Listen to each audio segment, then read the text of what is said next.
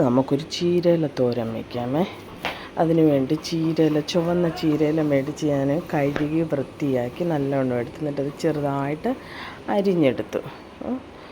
നല്ലവണ്ണം മുഴുവനും അരിഞ്ഞെടുത്തിട്ട് ഇച്ചിരി തേങ്ങായും തിരുമ്മിയെടുത്ത് ഒന്ന് ചതച്ചെടുക്കണം. അതിന് വേണ്ടിയിട്ട് തേങ്ങ, ചുമന്ന മുളക് ഇട്ടു, ഇച്ചിരി ജീരകവും വെളുത്തുള്ളി, ഒരു ഇച്ചിരി മഞ്ഞൾപ്പൊടിയും കൂടി ഇട്ടിട്ട് ഒന്ന് ചതച്ചെടുത്തിട്ട് ചീഞ്ചട്ടി വെച്ച് കടുക് വറുക്കുക. വെളിച്ചെണ്ണ ഒഴിച്ച് കടുക് ഇട്ടു. അതിൻ്റെ കൂടെ ഇച്ചിരി നമ്മുടെ അരിയിട്ട് വറുത്തിട്ട് നമുക്ക് ഈ ചീരയില ഇടണം.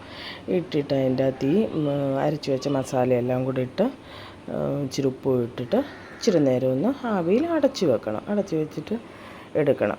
നല്ല സൂപ്പർ ചീരയില തോരൻ റെഡി ആയിട്ടിരിക്കുന്നു. ഒന്നുണ്ടാക്കി നല്ല ടേസ്റ്റിയാണ്. നല്ല ചുമന്ന ചീരയിലയാണ്. ഒന്നുണ്ടാക്കി നോക്കണേ കൂട്ടുകാർ.